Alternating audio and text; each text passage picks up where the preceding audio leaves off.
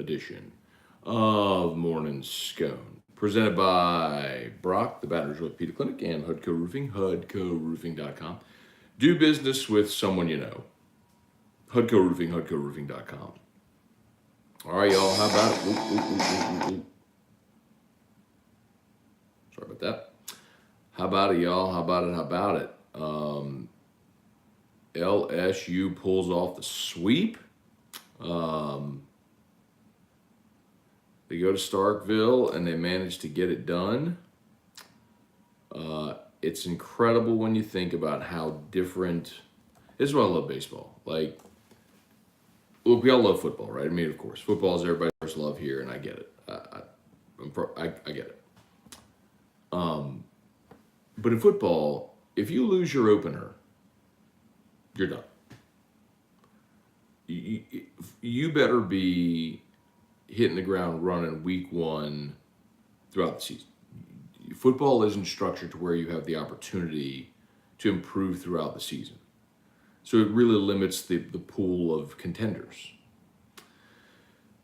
In baseball, like, you can get hot and you play so many games and you can change your fortunes one week to the next. I mean, a week ago, LSU was 4-5 in the league. They were 4-5 in the league. They lost a home series to Auburn. What's wrong with this team? The pitching stinks. The defense stinks. People are questioning Jay Johnson, all that stuff. You go on the road to the defending national champions, who are also 4-5 in the league, and it's very much a swing series here. Like, this is very important for both teams. Not only do you win the series, you sweep them. And now you're 7-5. You're one game behind Arkansas, and you go to Fayetteville this week. Like, you could come out of this week leading the SEC West if you win a series at Arkansas. An Arkansas team, by the way, who just lost a series to Florida, who you already beat earlier this year. I'm not saying it's going to be easy. I mean, Arkansas is 23-7. They're a good baseball team. They're a very good baseball team. And, you know, Baum Walker's a hard place to play, but, I mean, Tennessee's 12-0 in conference. Georgia and Arkansas are 8-4. LSU 7-5. I mean, you're fourth in the overall standings. You're second in the West by game. I love it, man. It's awesome. Put yourself in a great situation going to Arkansas. So, let's see. Obviously, Friday night, the comeback was incredible in the ninth, down to your last strike.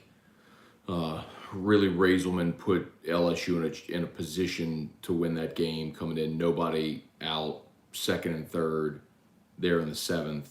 Jay pushed all the right buttons. I mean, he had to get a strikeout, so he went to a strikeout pitcher, and Raiselman delivered. Strikeout, ground out fielder's choice to the plate, strikeout, gets out of it. I mean, everybody was awesome, but, you know, Raiselman gave you a chance. And then Saturday, obviously, we saw how that game went, where I thought Jay and Jason Kelly just beautifully managed the bullpen. Every one of the 5 relievers you brought in, all inherited runners, and none of those inherited runners scored. And then yesterday, you just got your big sticks out as the game went along, and you just started pounding the baseball. I love that we got to see Pearson and Stevenson start. Y'all know been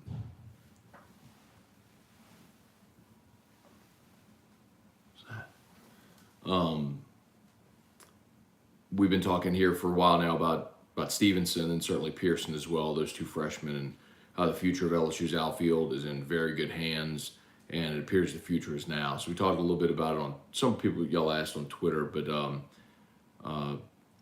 Gavin Dugas has a hand injury. We should find out more today. When they got back to Baton Rouge, they were going to do X-ray, MRI, all that stuff. But a hand injury that's likely going to keep him out for a while. So I was told it's not season ending, but he's going to be out for a while. So I think Pearson right, Stevenson in left, that's your outfield with Cruz in center. That stabilizes you defensively. Pearson, I think, has had some really good at-bats. I mean, the homers yesterday were awesome, but I would even say, you know, in game 2, when they made the switch to bring in Hunt, he had a very patient at bat with 2 strikes, fouled off a bunch of pitches. I think ultimately he ended up grounding out or something like that. But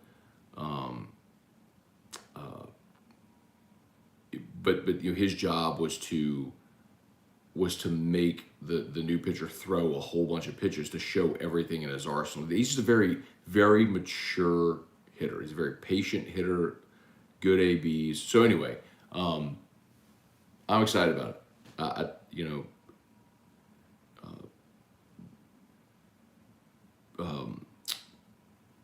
Obviously not a great weekend behind the plate for Travinski, and then you saw McManus get in there and swing it a little bit yesterday.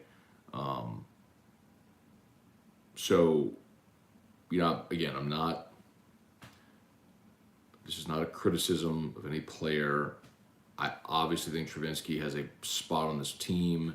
I love his power from the right side, but you gotta have a glove in there at that position. You've got enough offense. So anyway, good day for McManus yesterday, and then tough weekend for Joe Bear, but he hit a lot of balls hard, man. He did strike out a bit, but he hit a lot of balls hard. He just hit right into the shift. So shift giveth and shift taketh away. Okay, let's say some good morning, see what y'all got. Scotty Scheffler's your Masters champ. LSU spring football this weekend. A lot going on, so let me know what y'all got. Hey, Jerry DeLucky, good morning from the Smokies. All right, man. Where y'all staying? Y'all got a house? Y'all staying in some type of condo type place like Gatlinburg, or where are y'all? We went there last summer, had a house up in the mountains. It was beautiful. Ricky Lambert, hey, Dad. Good morning, Ryan Amanda Guidry, Donovan Peterson. Good morning from a cruise ship in the Gulf of Mexico. I love how our morning Scone family just is international. Stephen Fry, I guess Gulf of Mexico isn't international yet, but I'm assuming at some point you will be. Reddy Dabdoob, what's up? Harry, good morning. 5-1 in that pretty new stadium. Go Tigers. Yeah, man. Richie Mercer, that's a beautiful stadium, though. They did a great job with it. Richie Mercer, what's the Pels cap space to sign a solid free agent this offseason? Don't know, Richie. I have not looked at all about Pels cap space, and bottom line, man, you've got the core of your team together. You gotta get Zion healthy. I mean, that's really where you are. Let's see what you do with that. Let's see what the Lakers pick becomes and what you do with it. Brian Broom, good morning. Ron Ritchie, good morning. Masterful job how the pitchers were handled. Hey, I want to say this too. Good point, Ron. I want to say this. The Mississippi State broadcast guys, I thought, did a really good job. You don't always get a completely neutral broadcast. Obviously, I mean, those are state announcers calling for SEC Network, so it's supposed to be neutral, but they're going to lean state. Same with Ben McDonald and Lynn Rollins when they call games. But I thought those guys were real. I don't know who they were, but I thought they were really good. They lean state, of course, but they're state broadcasters. But even when Mississippi State fans were getting annoyed at Jay Johnson continuing to change pitchers, they kept complimenting, like, this is really brilliant. I mean, the way they've managed the staff has been perfect, and the leverage situations and pushing all the right buttons. I mean, they were very complimentary. Brian Wynn, good morning. Jason Horn, how's Drew's arm? So we are going to see Dr. Brad Collada at Brock this morning. So Drew's got a 9:45 doctor's appointment. So we're going to go get an x-ray. It's been 4 weeks, so we're going to go get an x-ray and see how it's looking. I think he's doing much better. Hopefully we can ditch the little brace on his arm. I hope so. But yeah, he's doing good. Thank you. The Perrius Pels outfit was gold. Yeah, if you missed it on Friday, go to the 104.5 ESPN YouTube channel. Scroll to the start of hour 2 when Terrio came out in full Pelicans uniform. I mean, full uniform. When I say full uniform, I mean full uniform. Stephen Fry, good morning. It's Jay off the hot seat. I know you're being tongue-in-cheek, but Jay was never on the hot seat, obviously. Ryan Amanda Guidry, what a weekend of baseball, no errors yesterday. Yeah, and I think obviously a couple of nice plays in the outfield. Stevenson ranging to his left by the line in that wind, I thought made a really nice play. Barry made some nice plays It was a chopper to third that he charged and threw across the diamond. You saw Thompson and Doty turn two a couple of times in the game.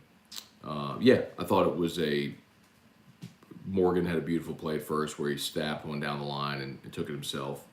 I thought defensively they were really good yesterday. Saturday, not so much. But yesterday they were really good. Truax, what's good? Tim Witten, Deborah Cowart, what's up? Thomas Bergeron, Daniel Sinet, Corey Gotro, Wayne Landry. Snowing in Portland. Whew. Mark Vitanovich, what's good? Matt Godwin, Brian Wynn, insight into the quarterback race this spring at LSU. So it was interesting because initially it seemed like Miles was doing really well. Last week, the reports out of the practice Tuesday, Thursday was that Jaden Daniels looked awesome. And then, I saw from this past weekend that some of the reports that Nussmeier has kind of been the most consistent of all the quarterbacks. So, it's not going to be won or lost this spring, but I think you'll have a much better sense of where it's going after spring. So, no, to answer your question, no, I don't think there is an answer there. Trivia Carter, good morning. Sorry about yesterday. Trivia was on my text line was sending me links to Ferris wheels. There's no way Erica will ever see those links. Michael Costello, Pat Houston, Brad Johnson, Jay Benoit, good morning. LSU Daily Podcast, yes, sir. We'll be back today. So, be a little later. I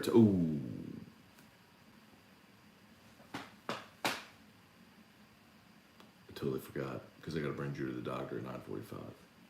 We're going to be tight today. I'll try to get one knocked out. It's going to be tight. I'm going to try to get one knocked out.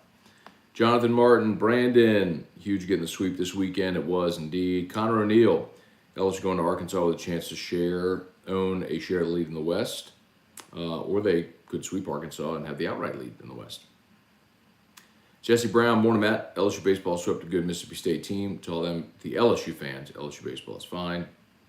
LSU, I think what we learned, maybe the biggest takeaway this weekend is that it's going to be unconventional.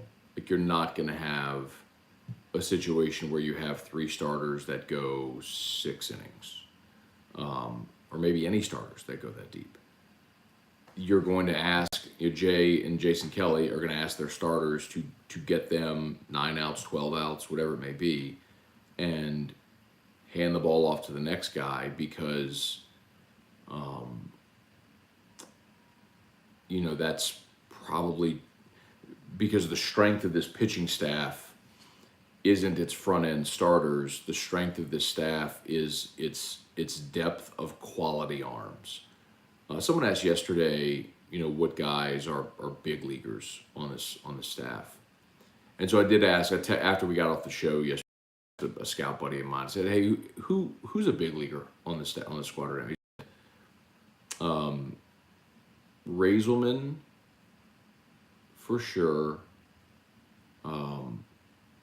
Gervais, he said, and probably Money if he keeps improving. Now, I think was probably not including somebody like Grant Taylor, who I think is going to be awesome. But I think he meant right now.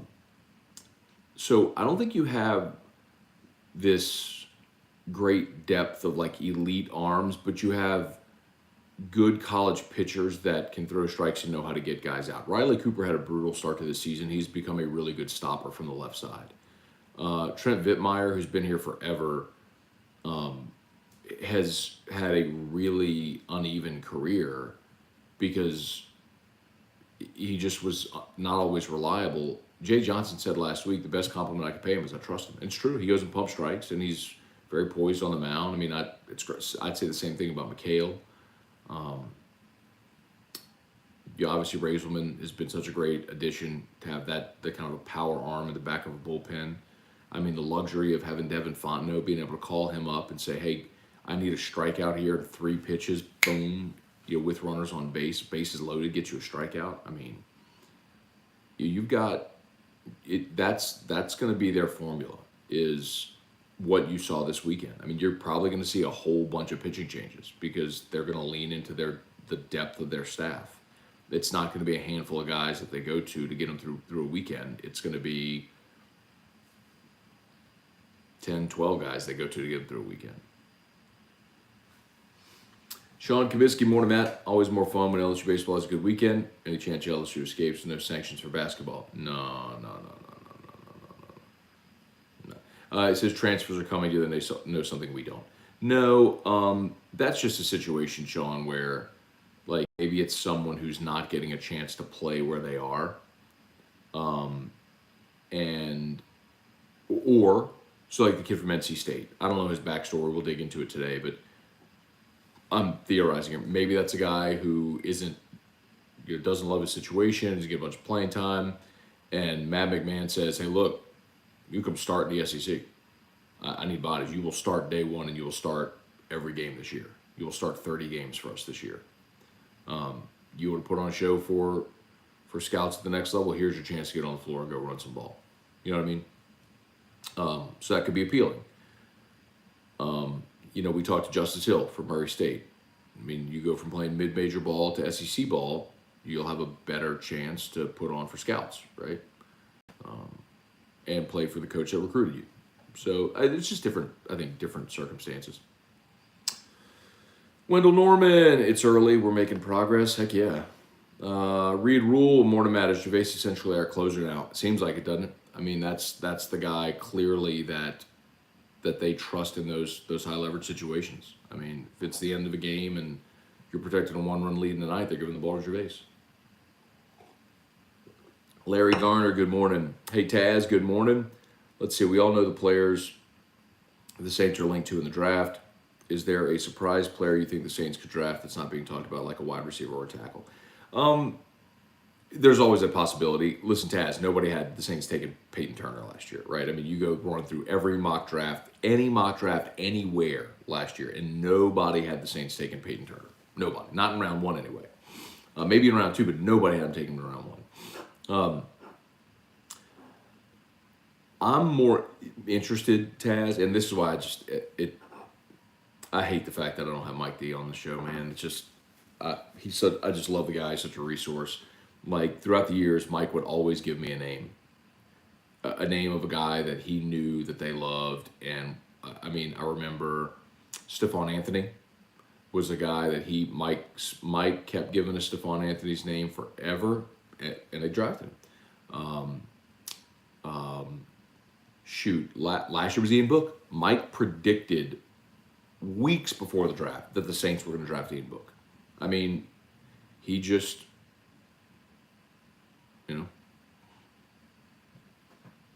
Mike's got those tentacles. So that would be the guy to ask. Maybe I'll ask Mike. Maybe he'll let me know. Trivia, finally back on Twitter. Good deal, Trivia. Good to see you back on Twitter. What's your Twitter handle? I'll go follow you. Taz, did the Pelicans get the Lakers pick now that the regular season's over? So, Taz, you have to go through the lottery first, right? So it's top 10 protected. But basically, what would have to happen is 3 teams behind the Lakers would have to win the lottery in order for that pick to move to like 11. So the odds I saw last week were like 99.6% that the Pels would get the pick, but you won't know for sure until the lottery, right? Brandon, I'm okay with the announcers if they at least call it like it is. The giant homers like some of the Florida series were hard to listen to. I agree with that. I do agree with that. Alex Day, seems like Jay is using the shift more to try to help the defense. Yeah, you know what, Alex? That's a good point. We're definitely seeing the shift more. And Jay is obviously, you could just tell, he is scouted every single bit of everything. The advanced scouting on this team is just, it's different than it's been. And they are shifting on darn near every hitter, excuse me. And so there's 2 parts of that. Number 1, I hate the shift. But number 2, the shift works. I mean, there's a reason that major league teams do it, right? There's a reason, because it works.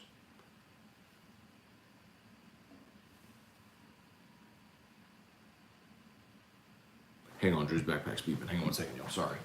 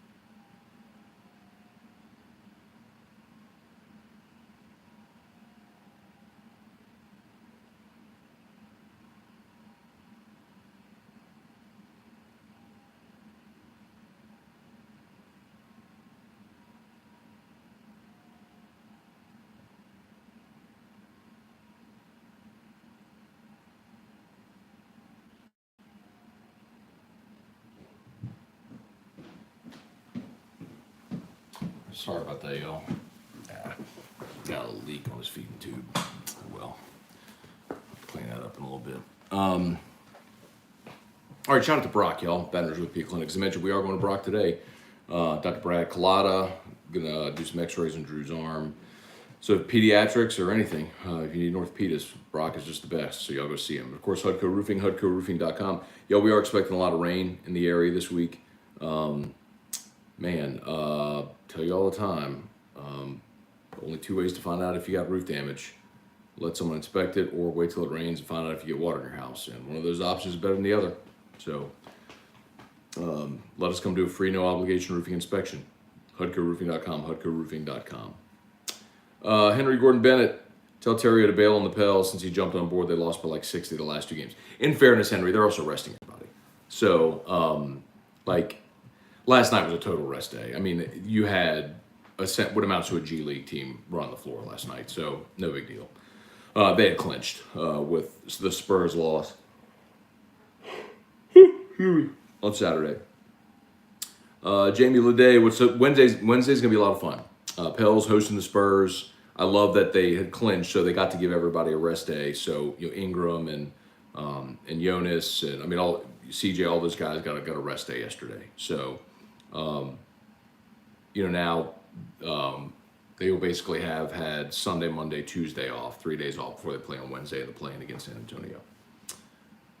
Chance Babb and two former five-star O-linemen from Georgia entered the portal yesterday. I saw that. Brian Kelly said point blank, we're not done on the offensive line. So if they feel like there's someone they could add that's plug and play, go get them. Debbie Jenkins, good morning. Wayne Landry, thank you for all you do, Matt. You're doing a great job. Go Tigers. Thank you, Wayne. Very kind of you. I appreciate that. It's always nice to hear the nice things. Mostly it's just people yelling at me on Twitter, but it's nice to hear the nice things too. Chris Underpaw, what's up, man? Good morning. Facebook, like the page, share the post. YouTube, do me a solid, smash that like button if you would. Appreciate that as always. If you haven't done so yet, please smash that like button and subscribe to the channel if you haven't done so yet. Where are we? Oh, Alex was asking about the shift. The shift obviously works. That's why they do as much as they do in Major League Baseball. And you saw it work a bunch yesterday. Joe Bear smoked two right into the shift. He was robbed by a couple of hits. My feeling is I would love it if hitters would just, the way to beat the shift is just go the other way. And someone said yesterday, it's not that easy. And I'm like, but it is that easy.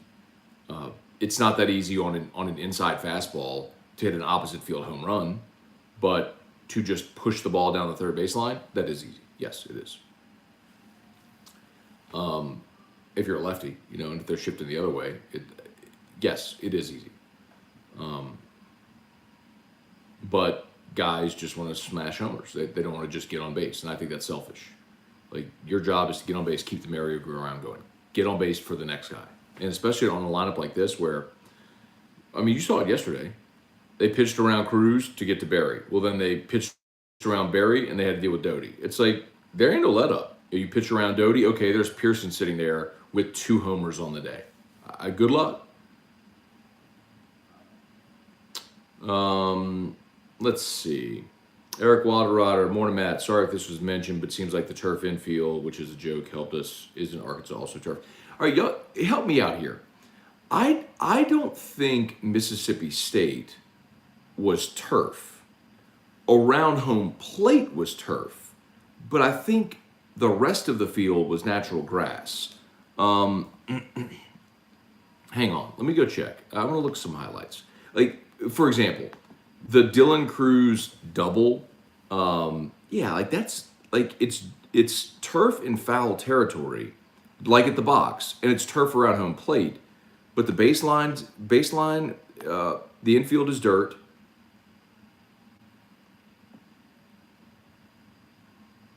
And the field is grass. Yeah, it's just around home plate, which is weird. But yeah, that's a natural grass infield. But it's turf around home plate and in foul territory. So the weird thing is, so on Cruz's double, where I don't know if y'all were watching that late in the game, but so Dylan Cruz had a double. He pounded it into the ground right in front of the plate, and it took this huge hop and landed on second base and caromed into left field. So he got a double. I think it was a 2 RBI double too.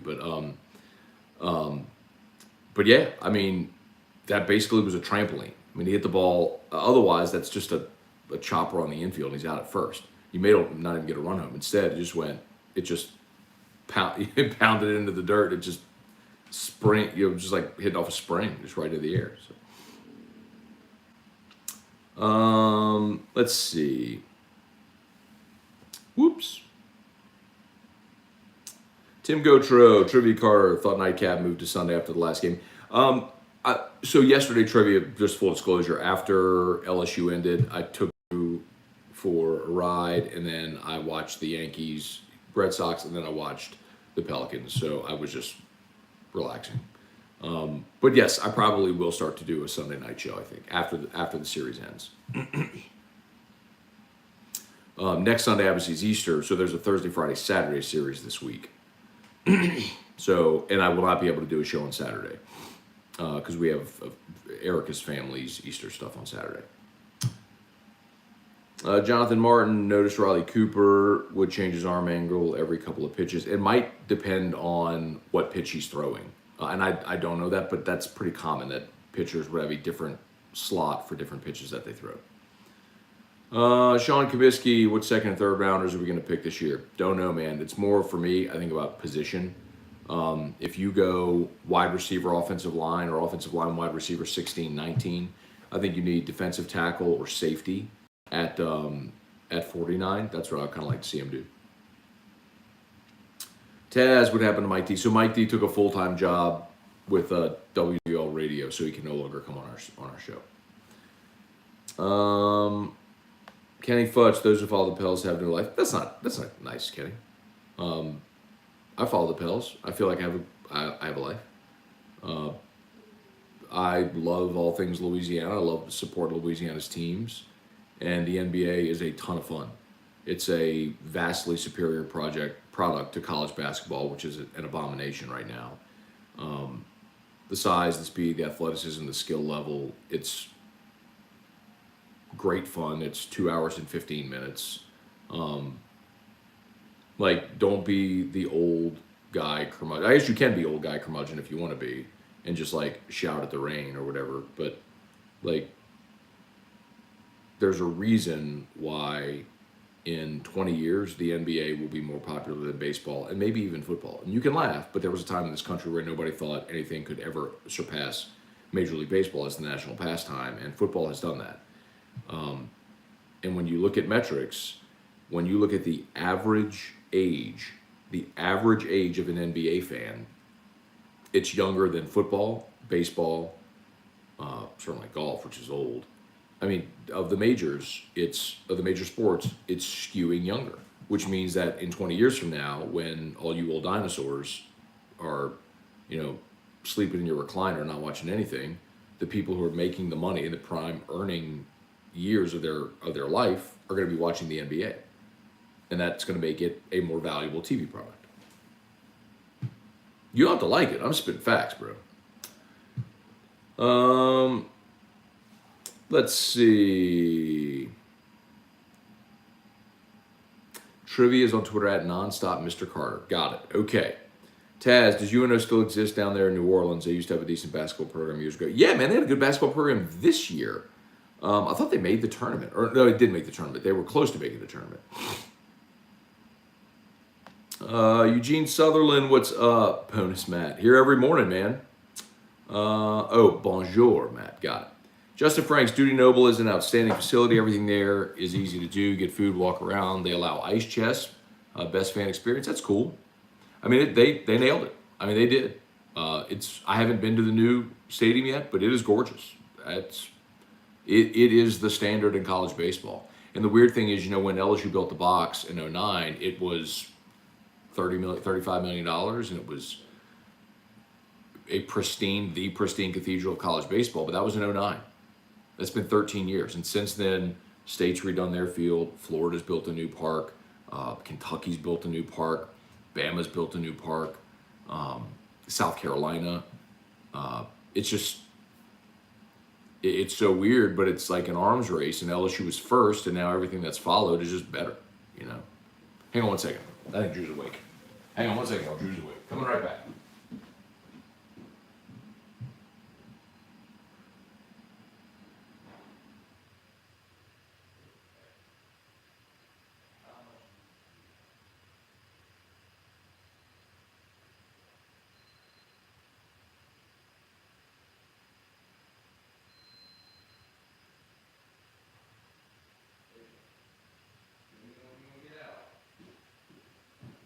Get out.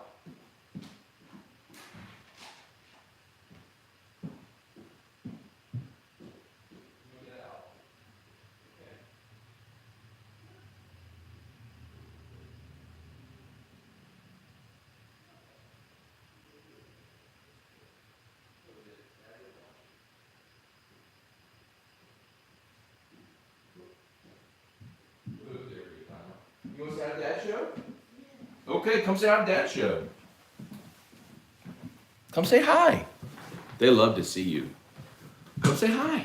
You sit on Daddy's lap? Come say hi to Dad's show.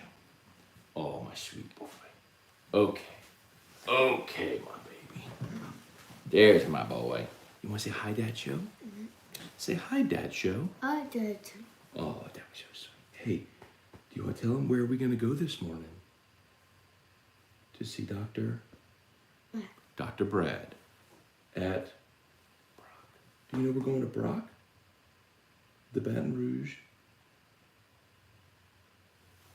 Orthopedic Clinic. That's where Dr. Brad works. We're going to Brock. Okay, just waking up. Let's see. Chuck Sanchez, what's up, Chuck? Get it? Up, Chuck? Shelby Kelly, Jeter made the Hall of Fame using an inside-out swing on inside heaters. It's not impossible. He's also the best to ever do it. Ryan Dixon, who's sending Rivers a gift basket. Poor Rivers. So Rivers is our resident Mississippi State fan, and she just cannot seem to watch her team win a game. So oh God, you're leaking on me. So every time she's at a game, apparently they lose, and she was there for all 3 games this weekend, so our team gets swept by the team in the city where she works and lives. Let's see. Morning, Scone. Ben Giot, what's good, man? Morning, Scone. Receive my hats. Appreciate it. Get a pic, a tag in a post. Thank you, Ben. Appreciate that, man. Did you get your note as well? I hope so. But yeah, thank you, man. Thank you for the trust. Ben is a HUDCO customer, so got him a thank you note, some HUDCO hats. So appreciate that. Jared Termine, when does the box move the bullpens? When do they move the bullpens at the box? Yeah, I mean, Jared, I've been asked that really by every day since the Auburn series when Kid ran into the bench. It's something they've wanted to do for a long time. I've told the story. They built the box and they just forgot to include bullpens. And so after the plans were drawn, they just had to add them into the down the baseline, the outfield. I don't know where you put them either. I guess you could put them on the other side of the fence. I don't know if there's room with the bleachers there. You could turn them potentially, or you could go beyond the outfield wall. There's not an ideal situation, but they're gonna have to make it work to get those off the field. Stephen Fry, Kirk Taylor, Trey Fisher. Good morning, Trey Fisher, aka Colonel Pickering. Kirk Taylor, huge weekend on Easter. LSU could be second overall after this weekend. Very true. Very, very true. All right, Justin Franks, dude. Oh, just read that one. Eugene Sutherland. I'd imagine the box renovations within the next decade. Facilities, race, and baseball is not the level of footballs, but it's a thing. Definitely a thing. And yes, they've been. So I don't know if y'all noticed, but some of you may have gotten it. LSU sent out Athletics sent out like a fan survey for all of it, for football, for basketball, for baseball, trying to get feedback on the best ways to improve fan experience at all these different venues. So yes, I mean they're aware of it. They're going to move in that direction. They have to. I mean that is a constantly evolving conversation. You You just can't stand pat because it's ever evolving. If you stand pat, by the time you recognize you have a problem and then you start to work toward fixing it, you're so far behind, you'll never catch up. It's kind of like the infrastructure in Baton Rouge. I love you. I love you. Love you. We got to go see Dr. Brad at 9:45, so it's a little bit of a later morning for us, huh? Let's see, where are we? Smash that like button, by the way, if you're watching there on YouTube. Ronnie Dugas, saw your WCK commercial. Pretty cool. Thank you, man. Appreciate that. Yeah, we filmed that. Shoot, we filmed that more than a year ago out at the WCK facility.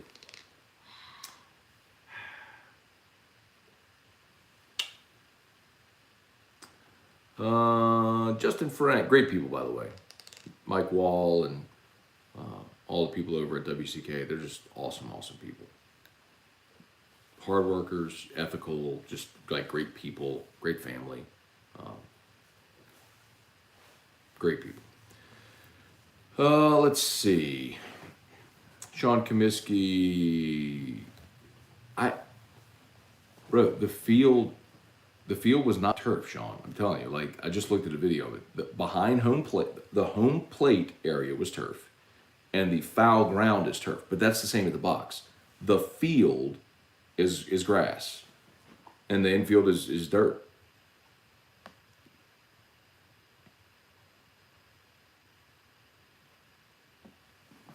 Let's see. Hi. Hi.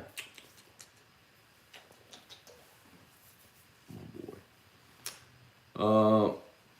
Matt Lusto, what was the O Jordy about? Oh, my tweet? That was Thompson. That he missed a hit and run in game 2. Joe Bear was obviously not trying to I figured that was going to come up because people were going to assume that was Collada. You had to be watching the game. So Jordan Thompson had a hit and run on with Joe Bear at first base. So Joe Bear takes off for second. Thompson swings through it, and Joe Bear gets pegged about 10 feet at second base. That's what that was about.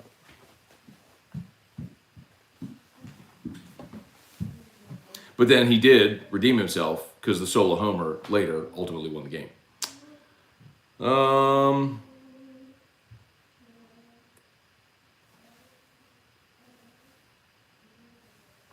Dave Vindor, really impressed with Stevenson. 3 quality ABs, did not get caught off first on the line drive. Did strike out once, but I think I could not have hit. Even I could have hit that pitch. Sometimes you got to tip your hat. No doubt, he was awesome. That's why they've let him. That's why he has sort of been he's been the pinch hitter that Jay's gone to since the beginning of the season. It's not like if Dugas is going to be out for a while, I want Stevenson in the left. It's pretty exciting by next year, man, because Stevenson, Pearson, Cruz is going to be a really good outfield next year. Johnson finally has all the right pieces in place. Looked like McManus is getting hot. He was lights out in fall and spring. So hang on, Dave. All right, hang on. Doesn't have all the pieces because you don't have starting pitching. Like we got to be honest here. You don't have elite starting pitching. Okay, that's number 1. Number 2, on McManus. McManus was awesome the first 2 games against Texas A&M. And then he hadn't gotten a hit since. And he was good yesterday, no doubt. And I think he can hit, but he's also the least of your defensive catchers. So this is what I'm going to say. Like, this is the point that I made. I'm going to continue to make when I keep going back to Milazzo. And a lot of y'all don't like to hear it. But all y'all were gung-ho on Travinski because he's slugging homers against Grambling and hit a couple against Florida, which was awesome.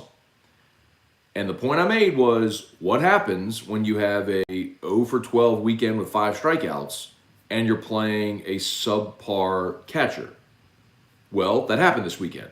He started the first 2 games, was 0 for 5 with 5 strikeouts. He did walk twice on Friday, but he was 0 for 2 with 2 strikeouts, and on Saturday he was 0 for 3 with 3 strikeouts. Like,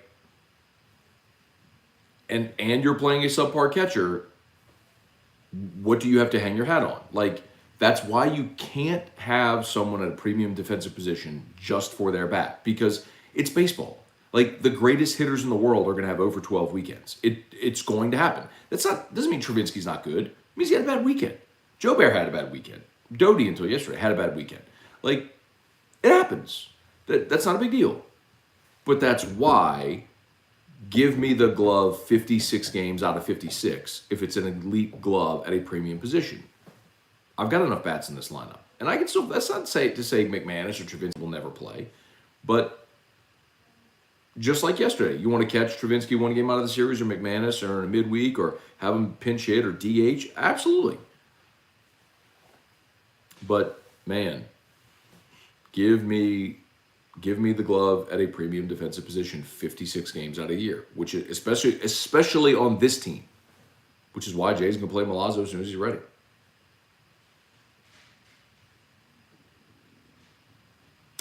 Eugene Sutherland, the upchuck pun entertains me every time. Just a simple suburban dad. Love it. And Chuck's a great dude, too. Dave Endur, Johnson. I read that one, sorry. Taylor's proven he'll be a starter, like the combo on Sundays.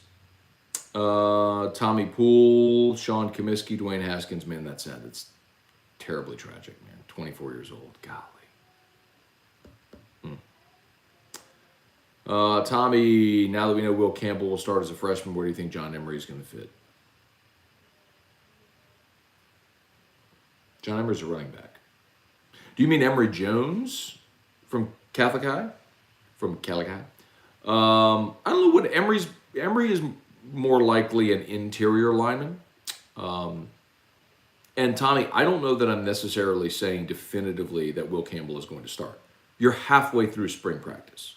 So, yes, he is taking reps at first team left tackle. You have a long way to go before the opener. It'd be great if he does and he becomes a 3-year starter at left tackle and becomes a top 10 pick. That'd be phenomenal. But let's pump the brakes there. I mean, you're still in the portal trying to get Steen from Vanderbilt, who's a plug-and-play tackle as well. So, anyway, just pump the brakes on that. Okay, Eugene Sutherland, Hudco Roofing, jingle us, sir. Get this week started right. You know what? Ask and you shall receive.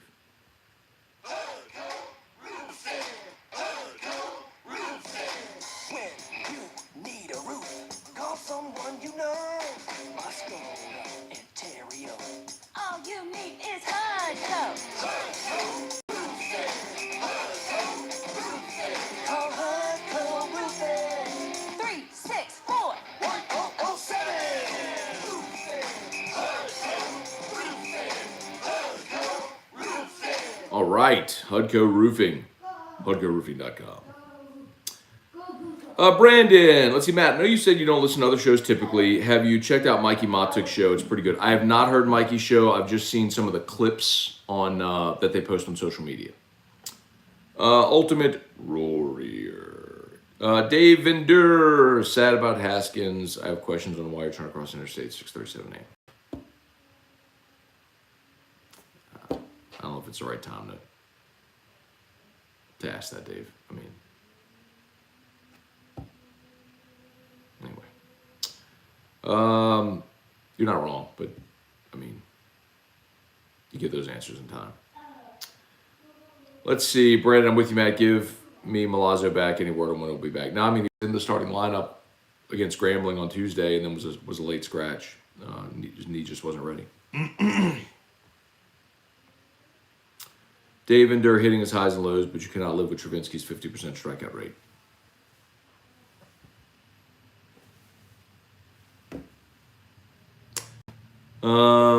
Yeah, how far is Milazzo from playing? I mean, he was in the lineup on Tuesday, and then they scratched him. So, you know, I hope close. Don't know though. Let's see, Kirk, getting rid of the batter's eye, build a berm with a party patio, take out the metal stands, built a pen in the outfield, put the stands in the outfield overlooking the pens. You're not, well, first of all, you're not getting rid of the batter's eye. Like, that's not happening. Your better option, or more likely option, is you put the bullpens beyond the center field wall under the batter's eye. But again, I don't know how you put two bullpens there. And then you replace a bleacher section with a berm, which I also don't think they're going to do because that's money. You're not going to remove 1,000, 2,000 seats, whatever that is, that you have sold, right, for a berm that you just let people go in at, either general admission or that's a student section of sorts. Or I hear you. I just don't think it's plausible. Chance Babb in Tennessee is rolling. Incredible start for the Vols. Yes, indeed. Stephen, if they pull in the outfield wall down the lines 20 feet or so for a bullpen beyond the wall, they're not bringing in. They're like, yeah, you said with the dimension. So it's 330 down the line. If you pull the feet in the wall in 20 feet, it's 310 down the line. That's no. This isn't Tennessee. I mean, in the power alley is 385. They'd be 365. Dead center's 405. You'd be talking about 385. Nah, I mean, it's a high school park. You're Georgia. Pop-ups leave the yard. No thanks. Shelby, you have to start Milazzo when he's available. Catcher is one of the two most important positions of the field. If you have one guy in the lineup, that's not great. Fine. Shelby, good luck trying to get all these other people to understand that. They don't seem to want to get it. Did you see Baltimore move left field fence back to 395? Crazy for a team that will have the most losses in the league. I love crazy ballpark quirks like that. I actually hate that, Shelby. This is one random, baseball outlier thing. I think there should be universal dimensions. Hucko Roofing? HuckoRoofing.com? All right. See you later. 8:23. All right. Just about the. Yeah, so the point being, how can you judge pitchers and hitters statistically evenly when you play in ballparks that don't have universal dimensions? If you're a hitter, a power hitter playing at Coors Field, or if you're a left-handed hitter playing at Yankee Stadium with a short porch, I mean, how do I judge your numbers based on someone who plays in San Diego in a giant ballpark? If you're a pitcher playing in Denver, I don't like that at all. I wish there were universal dimensions. It's like, what if in basketball you went to someone's home venue and they had an 11-foot goal? Come on. What if in somebody's football stadium they had a 20-yard end zone? Come on. Let's see. Kirk, the batter's eye is terrible. What functional use? LOL. Kirk, are you serious?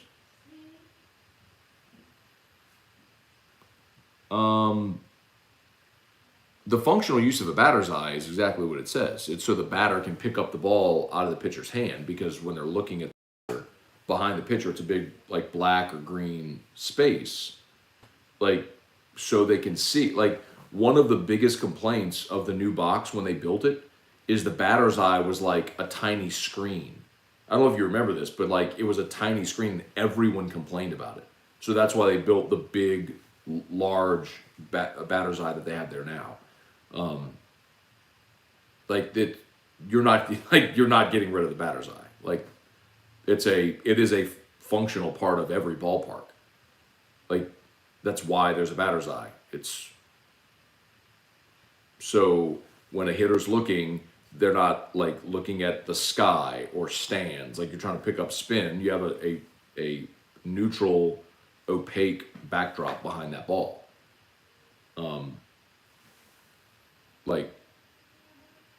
Yeah, man, that's,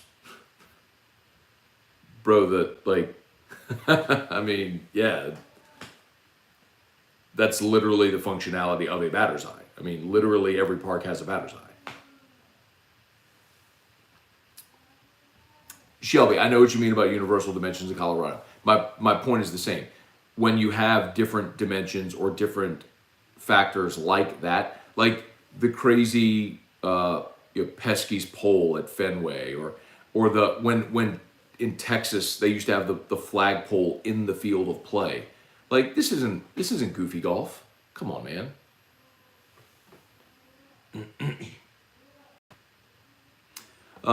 Chance Babin, did you see the interview with Greg Brooks? He seems locked in. Great addition to the portal. I did see the interview with Greg Brooks. He has done he has done, I think, really well so far in spring. So, yeah, I'm curious to see what his role is. Sounds like he might be your nickel, which would be interesting, kind of replacing Cordell Flott. Curious where Joe Fouché plays, because he's more of a box safety. I think you got a lot of safeties on this team. I think defensive line and safety is probably your two strengths on defense. Cornerback and linebacker, I think, are the big question marks. All right, a couple more minutes, y'all. Smash the like button. As always, shout out to Brock, Baton Rouge Orthopedic Clinic, Hudco Roofing, HudcoRoofing.com. I'm going long today because I don't have to bring Drew to school early. We're taking him to see Dr. Brad at 9:45. Dr. Brad Collada at Brock. What, buddy? Okay.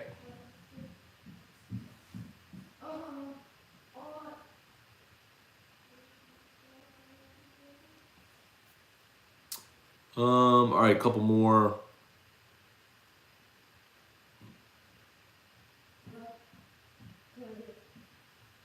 Dave, reason I said McManus heating up, he went oppo 2 times. Looks like he's using the whole field now. Dave, I mean, I think he's been doing that all year. He just had 2 bad weeks. I mean, go back and watch the A&M series. He was offensively. Hi, you want Daddy hold you? What, buddy? Okay. Okay. Daddy hold you. We're almost done. Almost done.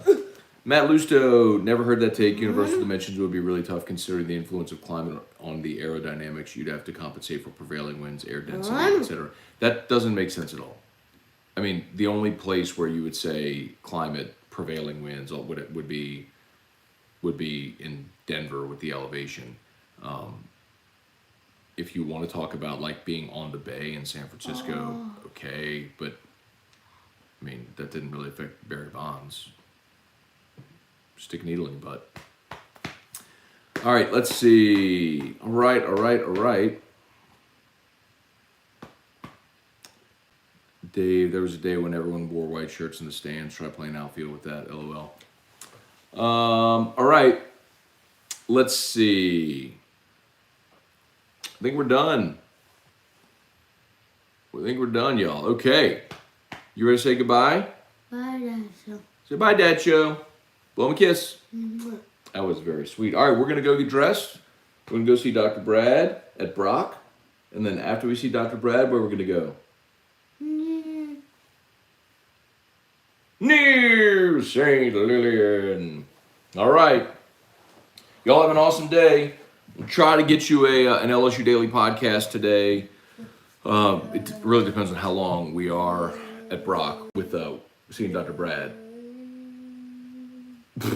And then AFR 3. All right, y'all have an awesome day. Thanks so much for joining as always. Appreciate y'all. Brock and Hudco are tagged in the Facebook post, so please like those 2 pages if you would. Y'all have an awesome day. We'll see ya. Peace.